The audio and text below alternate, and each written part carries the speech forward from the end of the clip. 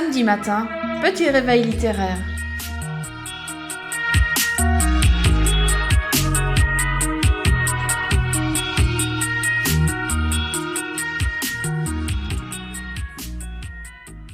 Laure, voyage en Bretagne, suite. Aussi petite soit la ville, aussi grand est mon égarement.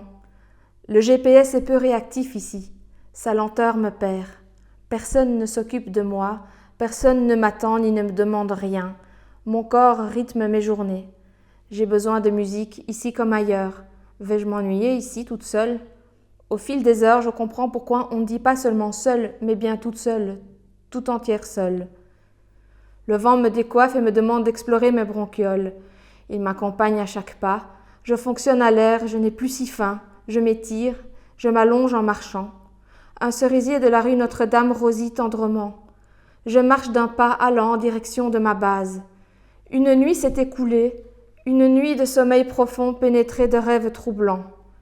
Le sol rencontre mes semelles, le ciel m'étourdit, lors de brefs instants, il se mouchette.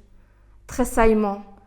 Sensation de froid en longeant un grillage, la grille d'une cour de récréation, respiration écourtée.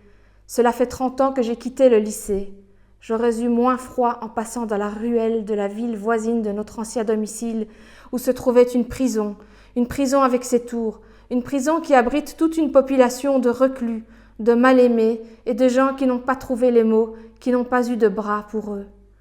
Au retour, je changerai de trottoir pour ne plus voir les mini-crevasses du béton qui humidifient les os de nos jeunes pousses et leur arrachent toute illusion. Bunker. La jeunesse de chaque époque a son béton. Je me dirige vers la salle de congrès. Je suis un peu en avance. Je prends plaisir à écouter mes semblables. Cela me fait beaucoup sourire aussi.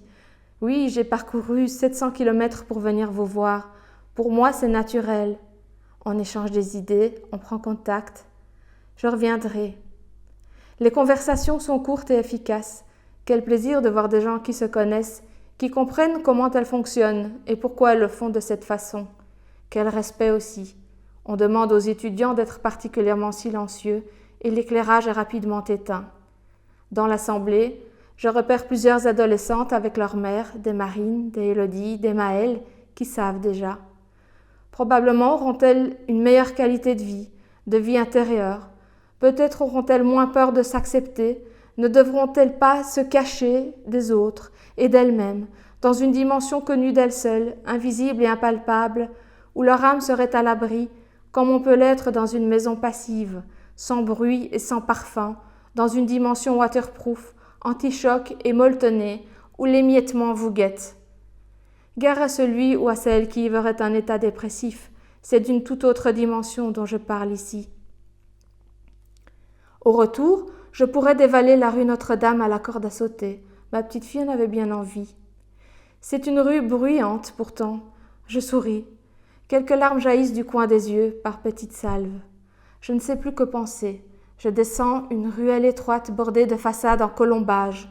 Il est 17h40. Des bocaux de verre remplis d'épices animent discrètement la vitrine d'une des plus anciennes maisons de la ville. Je sens que j'ai des histoires à y découvrir. Atelier gustatif. Découverte du fenouil, du poivre si parfumé, du curcuma. Le gingembre, sable en poudre, explose dans l'arrière-bouche. Après la guerre, on a demandé aux Bretons de nourrir la France. Ils ont travaillé dur. Je décline le petit coude rouge. Réserve.